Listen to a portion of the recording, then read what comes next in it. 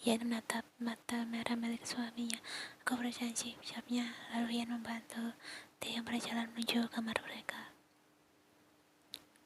Ian duduk di pinggir ranjang mereka. Dia lalu mengambil pakaian untuk Taeyong di lemari dan kembali berjalan keluar kamar. Taeyong masih terisak, seluruh tubuhnya menggigil, tapi dia tidak merasa kedinginan. Segala kejadian hari ini membuatnya mati rasa. Ian kembali ke kamar dengan baskom berisi air hangat. Dia berjalan menghampiri Taeyong berlutut di depan suaminya, menaruh baskom di sampingnya dan mulai dengan membuka sepatu basah suaminya dan pencanggung yang melepas celana basah Taeyong menggantinya dan celana pendek lutut yang lebih nyaman. Ian lalu melepaskan baju yang basah itu dari tubuh menggigil suaminya, menggantinya dengan kaos kering dan nyaman. Perlahan Ian membasuh kaki suaminya dengan air hangat, berharap dapat menjalarkan kehangatan pada tubuh suaminya. Taeyong menatap Ian sendu, hanya gadis ini dan anak yang di perutnya lah Taeyong miliki sekarang. Sampai kapanpun dia tidak akan pernah meninggalkan mereka. Ian sudah banyak berkorban untuk memberikannya pengabdian.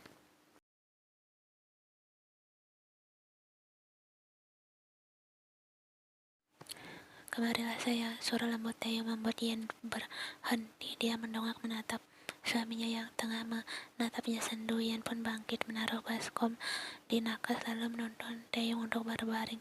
Ia juga menyusul berbaring di samping Taeyong. Ian memeluk erat suaminya. "Aku tidak mempermasalahkan jika kau tidak mau menceritakan masalahmu padaku, Opa. Tapi bisakah kau menangis bersamaku, Kim Taeyong? Bisakah kau berbagi denganku?"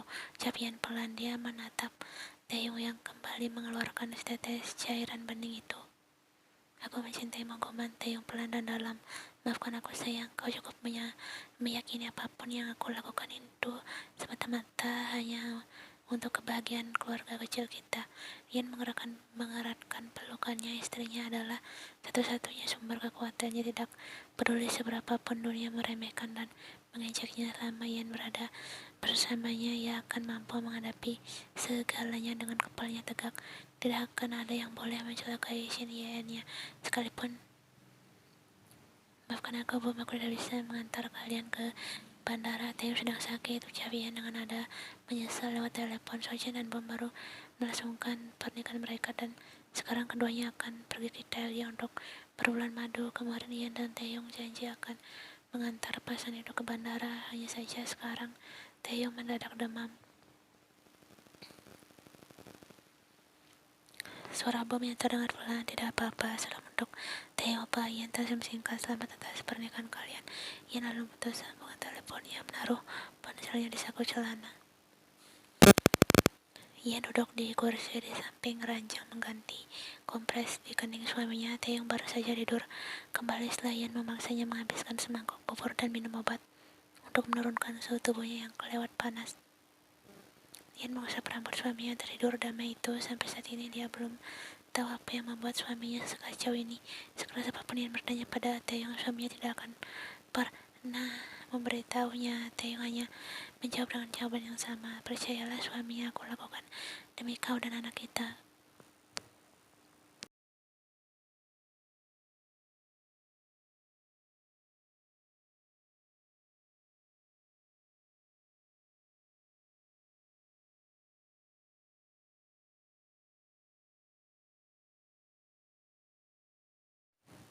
Ia lalu menundukkan wajahnya, mengecup lembut kelopak mata milik suaminya. "Tidak bisakah kau membagi kesedihanmu denganku, sayang?" bisik Ian pelan.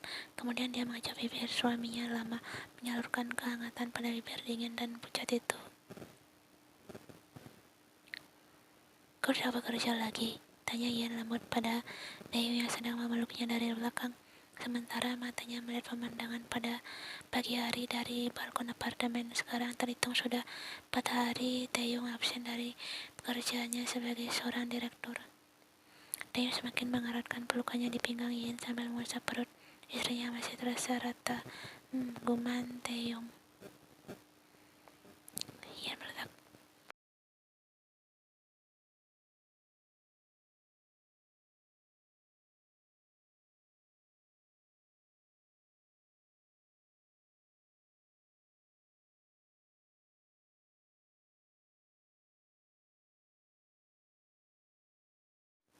menerima dengan lapang dada namanya dicoret dari pimpinan perusahaan dan daftar ahli waris ayahnya. Taeyong tidak peduli, yang penting sekarang adalah menjaga istrinya dan calon anaknya dengan baik dan segera mencari pekerjaan untuk tetap menjamin kebahagiaan secara materi bagi keluarganya.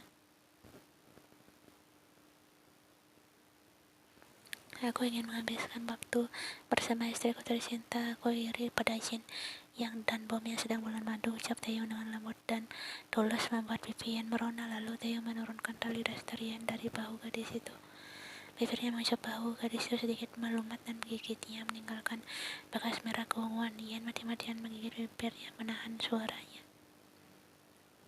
Mata Yen yang sejak tadi menikmati pemandangan pagi hari itu kini sedang memejamkan matanya menikmati setiap sentuhan Taeyong dan menahan untuk berbalik dan membalas suaminya itu. Lalu bibir Taeyong berjalan sesuai insting mengecup leher belakang istrinya dan yang terekspos karena Yen mengulung rambutnya ke atas.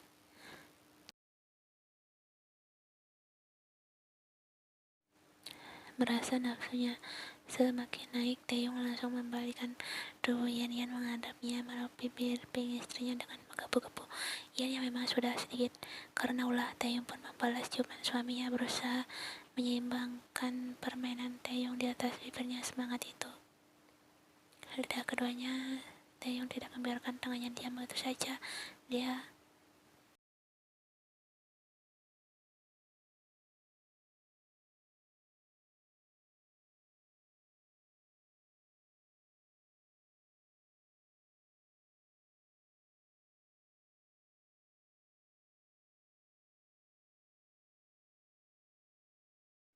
hingga mutan itu keluar acak-acakan ke wajah keduanya, ke pakaian dan sedikit tercecar ke lantai, membuat kegiatan panas pagi hari mereka terhenti. Taeyong tersenyum tipis menatap Yen tanpa rasa jijik sedikit pun, yang cemarnya membersihkan muntahan di wajah Yen. Untuk apa jijik, toh itu ulah anaknya juga.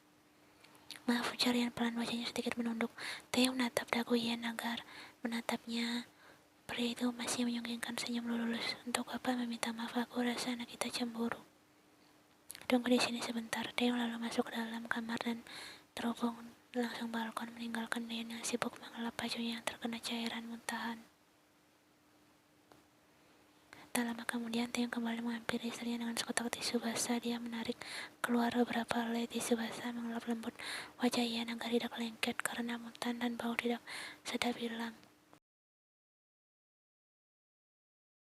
Taeyong juga tak lupa mengelap pakaian istrinya serta wajah dan piyamanya juga. Lantai balkon apartemennya. Setelah itu Taeyong menaruh kotak tisu di atas meja bundar dia tanpa apa-apa membopong tubuh Yen, membuat Yen berjengit kaget.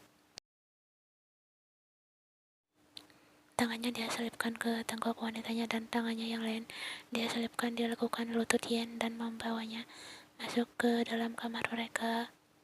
Taeyong menundukkan Yen di pinggir ranjang sementara Taeyong berlutut di depan istrinya itu. Dia menempelkan sebagian wajahnya ke perut istrinya, tersenyum sendiri di sana. Yen mengerti maksud Taeyong, dia ikut tersenyum dengan tingkah aneh suaminya.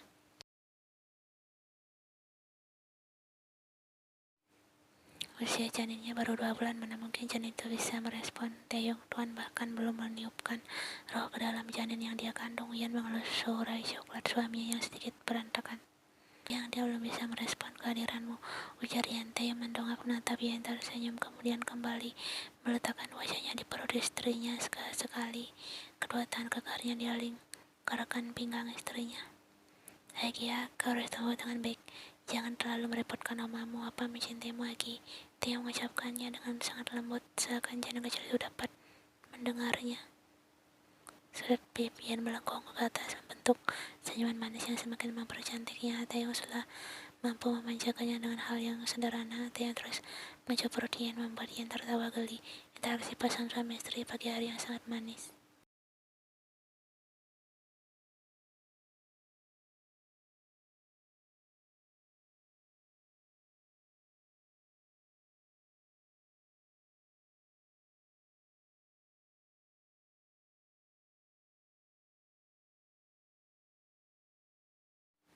Taeyong menaruh dulu resleting daster yang Yen kenakan, lalu melepas pengait dan menurunkan tangan besar yang sibuk. Sementara Yen sibuk mengecup tengkuk suaminya, Yen lalu tergila-gila dengan leher putih pucat suaminya.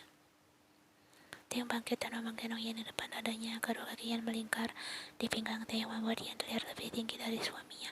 Lalu Taeyong menarik tangguh Yan kembali meraup bibir mungil itu. Taeyong tidak pernah bosan apa yang ada pada diri Yan. Bersama wanita itu Taeyong mampu menghalau semua masalahnya.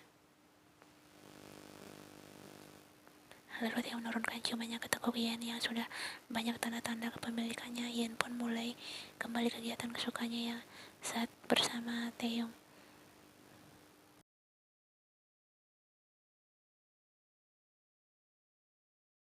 Taeyong menidurkan Yan di atas kasur. Dia lalu menindih istrinya menatap benar-benar wanita cantik itu. Dia pun menenggelamkan wajahnya di istrinya. Yan merasa geli meremas kasar rambut suami yang acak-acakan itu. Kalau sudah begini semuanya tidak mungkin berhenti dalam waktu singkat. Kim Taeyong selalu menyukai bermain lama dengan Yan. Salah siapa Yan membuat Taeyong bergantung sepenuhnya pada dirinya.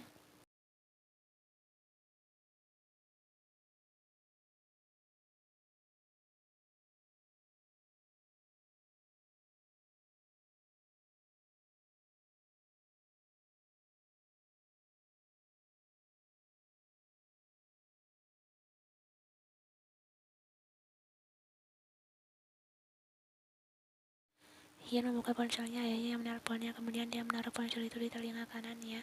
Ya apa, jawab Yan dengan suara sedikit. Lalu suara ayahnya terdengar seperti sedang menggoda dirinya. Yan, suaramu seperti habis bercinta 1 hari saja.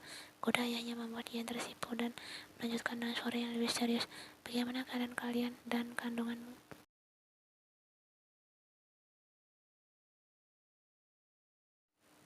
Yan tersenyum sekilas mendengar pertanyaan ayahnya. Kami baik-baik saja apa? Bagaimana keadaan apa dan Oma? Hening ayahnya tidak menjawab pertanyaan Yan membuat Yan berpikir dia tidak saja. Lalu Yan lagi memanggil ayahnya yang sangat khawatir. Apa? Terdengar hembusan halus ayahnya di sebelah sana. Bisakah kau datang ke rumah sekarang?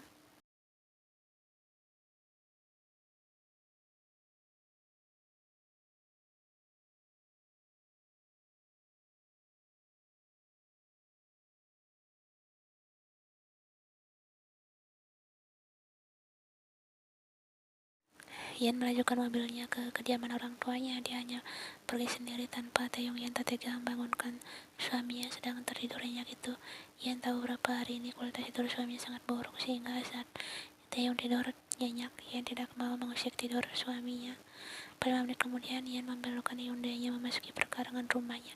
Yan keluar dari mobilnya berjalan santai menuju pintu rumah yang sedang terbuka. Saat masuk, dia langsung melihat kedua orang tuanya yang duduk kaku di sofa berwarna coklat tua di sisi sebelah kanan ruang tamu. Melihat wajah muram orang tuanya membuat Yan khawatir. Yan menghampiri kedua orang tuanya lalu duduk di sofa yang berhadapan dengan sofa. Ada apa? Tanya Yan cemas. Dia yakin sesuatu sudah terjadi. Yasin melirik suaminya, tangannya menggenggam erat tangan suaminya. Tuan Sim menghela nafas panjang. Perusahaan kita diambil oleh Kim Yong-hwan, ada pegawai kita yang berkhianat dan singkatnya kita tidak mempunyai apa-apa sekarang, ucap Tuan Kim. Terkejut, tentu saja Yan sangat terkejut. Kim Yong-hwan, ayah dari suaminya, mertuanya. Yan menatap bingung orang tuanya. Dia tak tahu harus melakukan apa. Kenapa ayah Taeyong melakukan ini? Untuk menghancurkan dirinya dan keluarganya atau untuk menghancurkan Taeyong putranya sendiri?